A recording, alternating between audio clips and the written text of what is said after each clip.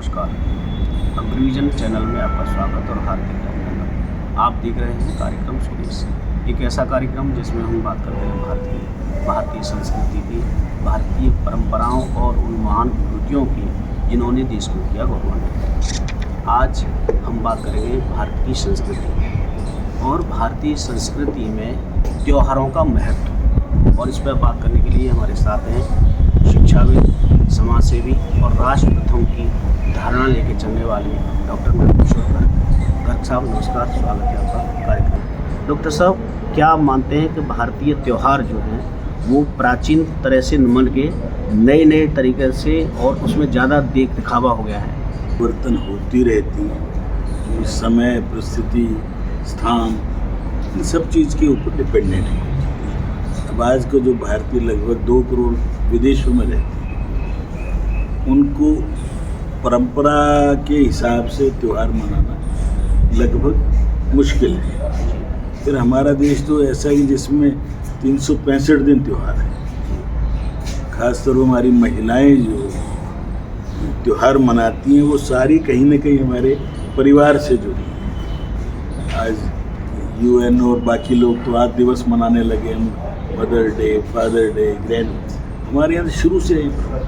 अब अहुई का व्रत था कल महिला, उत्तर भारत में तो अधिकांश में बच्चों की सुरक्षा के लिए, बच्चों की आयु के लिए पूरा दिन तारे देखने तक व्रत रखते हैं। 4 दिन पहले पतियों की लिए रखते हैं करवा चौथ। लगातार त्यौहार है। इसमें आश्विन मास में पहले नवरात्रि आए, नवरात्रों के बाद उसमें रामलीलाएँ भी, दुर्गा के भी, सारी चीज़ें। अब ये लगातार दिवाली तक, दिवाली के 3-4 दिन बाद तक, और कुछ क्षेत्रों में तो छठ तक लगभग रोजाना त्यौहार है। तो इनको परंपरागत तरीके से मान लो छठ मनाने के लिए सूर्य को जल देना है, जल में खड़े होकर देना, सब जगह संभव नहीं। कुछ चीज़ें परिवर्तन होनी चाहिए, श्रद्धा भाव बना रहना, पर आडंबर से मुक्त भी होना।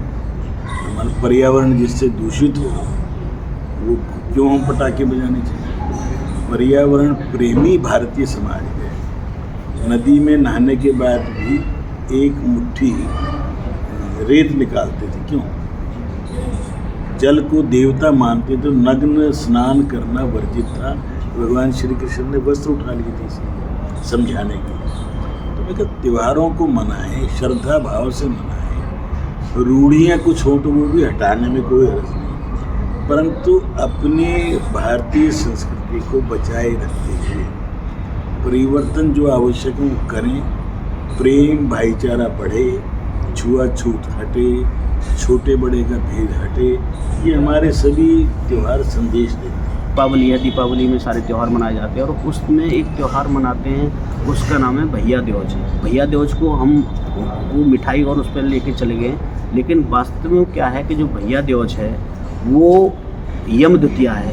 यम द्वितीया, यम, और उसको अब आज ये समझाना आसान तो नहीं, नई पीढ़ी को भी यम और यमुना भाई बहन है, कैसे समझाओ? उनके पीछे जो पुराण है, आख्यान है, वो बताने की क्षमता हमारे में नहीं है। तो ये आज उनको फिर से रिफाइंड करने की ज़रूरत है। दशहरा जो मनाते हैं उसमें शस्त्रों की पूजा करते हैं और शास्त्रों की पूजा करते हैं। शस्त्र पूजा भी होती थी, सीमा उल्लंघन भी होता था, सेनाओं को दक्ष। आज हम रिपब्लिक डे परेड क्यों निकालते? सेनाएं हमारी दुरुस्त रहें, चुस्त रहें, डिस्प्ले करते हैं हथियारों को। क्या वो पहले ये सब काम विजयदशमी के भी राजा जितने थे, छोटे थे या बड़े थे, वो अपनी प्रजा को दिखाते क्यों थे? कि उनका कॉन्फिडेंस बना, और दूसरा हमसे डर के रहे।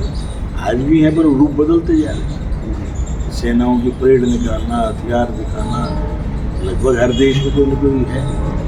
ये रहेगा, दिखावा भी रहेगा, श्रद्धा भी रहेगी, परंतु अपने आप को जीवित रखने के लिए। और उत्साह, त्यौहार का मतलब क्या? उत्सव। उत्साह के बिना उत्सव तो नहीं हो सकता। अगर हम उसके अंदर, हमारे मन के अंदर उत्साह नहीं, इसीलिए दुकानदार इन दिनों प्रतीक्षा करते हैं, सरकार बोनस देती है, तनख्वाहें 5-7 दिन पहले दे देते हैं ताकि उनकी परचेजिंग पावर बढ़े।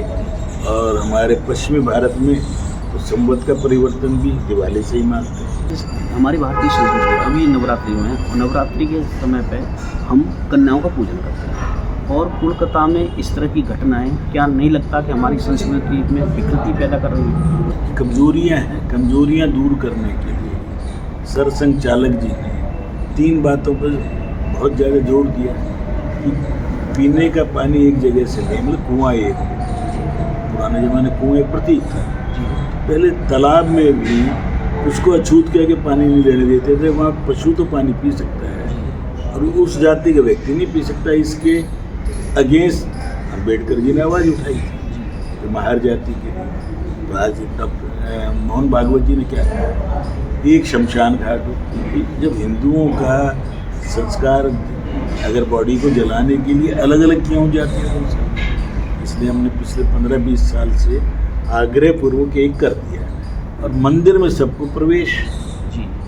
इन 3 चीज़ें कॉमन हो जाएं तो हम जिसको जातियों में बांटने का कुछ लोग कोशिश कर रहे हैं, जातियों की गिनती करने ही कर रहे हैं। मैंने एक दिन दूरदर्शन पे कहा और अगले दिन प्रधानमंत्री को वो आइडिया कि मुसलमान जातियाँ ना हमसे ज़्यादा मुसलमानों में, जो मुसलमान है उससे ही तो बने, वो जातियाँ उनके साथ बेचारी चिपटी हुई हैं। ईसाइयों में एज इट इज़, आज भी वहाँ वाल्मीकि को बेचारे को ईसाइयों में वो रिस्पेक्ट नहीं है, वो कार्डिनल नहीं बन सकते, बड़े वो नहीं बन सकते। तो ये प्रॉब्लम जीवन के साथ है, इसलिए सब में समरसता हो, सब में भाईचारा हो, सब बराबर हैं। जिसको हिंदू कहते हैं उसकी पूजा पद्धति अलग अलग देवताओं को मानते हैं, अलग अलग भाषाओं को, वहाँ क्या फ़र्क है। परंतु भारत माँ एक है। वीर सावरकर ने यही आग्रह किया था, वो तो उच्च कोटि के ब्राह्मण होते हुए भी उन्होंने कहा नहीं, मैं नहीं मानता। उन्होंने मंदिर बनवा दिए सबके लिए, कहना मैं उसके पुजारी भी कोई हो सकता है। कुओं में पानी शुरू कराया उन्होंने, छुआछूत के घोर विरोधी थे। तो सावरकर और अम्बेडकर एक समकालीन होकर एक ही विचार लेकर चले, एक ब्राह्मण है, एक महार है। तो ये हिंदू समाज की जो प्लस पॉइंट थे वो धीरे धीरे हमने ख़त्म किए, जिसके कारण आज बांग्लादेश बन गया, पाकिस्तान बन गया। बांग्लादेश में दिवाली नहीं मन पाएगी, दुर्गा की पूजा नहीं हो पाई, और बांग्लादेश को बंगाल में यही स्थिति आ गई। अभी जो आपने जिक्र किया एक बच्ची के साथ जो दुराचार हुआ, 2-3 महीने के बाद भी पर सरकार पहली बार उसको ये एहसास हुआ कि बच्चियों के साथ, बच्चियाँ हमारी हैं, भारत की बेटियां हैं, वो किसी जाति किसी पंथ में पैदा हुई, उनकी सुरक्षा, उनका सम्मान ये हमारी परंपरा है। और बंगाल में तो 10 साल की लड़की को भी माँ बोलते। सब राष्ट्रीय स्वयंसेवक संघ से आप जुड़े हुए हैं और राष्ट्रीय स्वयंसेवक संघ 99 साल पूरे कर चुका है, 100वें साल में उसका प्रवेश हो गया है। मोहन भागवत जी ने अभी अपने स्थापना दिवस पर कहा कि जितने भी त्यौहार हैं वो साथ मिलकर मनाने चाहिए। जैसे अभी वाल्मीकि जयंती थी तो उसमें लोग कहते हैं कि सिर्फ वाल्मीकि समाज का है, ऐसा नहीं है, वो सबको मनाना चाहिए। जैसे एक कहावत चल गई है ना कि भाई जो दीपावली का त्यौहार है वो वैश्यों का है, दशहरा क्षत्रियों का है और रक्षाबंधन ब्राह्मणों का है, तो इस तरह का नहीं होना चाहिए। छोटे जो लोगों ने छोटी परिभाषाएं कर दी। वाल्मीकि महर्षि थे, ब्रह्म ऋषि थे, जिन्होंने माँ जानकी को उनके दोनों बेटियों प्रसव भी कराया, पाला भी, धनुर्विद्या भी सिखाई और इतने ज़्यादा वो निपुण योद्धा हो गए थे कि राम जी की सारी सेना को लक्ष्मण समेत बांध दिया। तो कितने महान थे कि उन्होंने क्या गुण दे दिए, और जब राम जी के सामने ही उनकी कथा सुनवाई तो कितना एक दृश्य था। राम जी को सब कुछ पता होते भी, पर ये लीलाएं थी ना। लव और कुश में आज मैं 90% हिंदू को ये नहीं पता कि लव बड़ा या कुश बड़ा।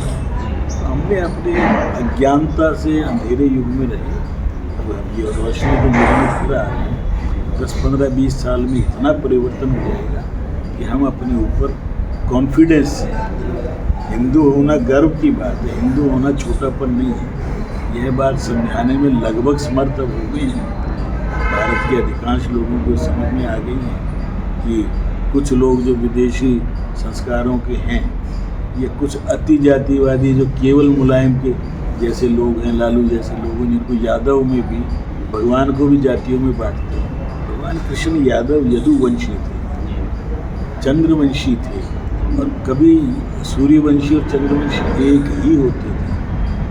इनको क्या मालूम है, इन लोगों को केवल अपने वोट लेने और उसके साथ एम जोड़ के जीत जाते थे। अब धीरे धीरे लोगों को समझ में आएगा तो मेरिट पे वोट दें, लोकतंत्र को मजबूत करें, जो योग्य होंगे वो आगे आए, योग्य प्रशासक हों, योग्य चुने हुए लोग हों, तो भारत की तकदीर बदलने में मुश्किल से 15 साल लगेंगे। इसीलिए मोदी जी 2047 का सपना नहीं दिखा रहे, उसकी ओर तेज़ी से बढ़ रहे हैं। समय तो 2047 पहले भी आना था, अब भी आएगा, परंतु उस तक जो टारगेट्स हैं कि उस दिन तक अभाव ना हो, भय ना हो, सब बराबर हों, सबको समान सारी सुविधाएं मिलें और सबका सम्मान हो। सबके सम्मान में भारत का सम्मान है। भारत का सम्मान बढ़ेगा तो विश्व में शांति बढ़ेगी, क्योंकि हम पूरी वसुधा पर रहने वाले केवल जीव जंतु, पशुओं समेत प्रकृति को और वनस्पति को भी एक ब्रह्मांड का हिस्सा। डॉक्टर साहब धन्यवाद, आपने बहुत अच्छी जानकारी दी। निश्चित तौर पर ये त्यौहार हमारी संस्कृति से हमें जोड़ते हैं और उन्हें हमें श्रद्धा उल्लास के साथ मनाना चाहिए, भाईचारे की भावना से मनाना चाहिए। इसी से हमारा देश आगे बढ़ेगा। हमें दीजिए अनुमति। नमस्कार।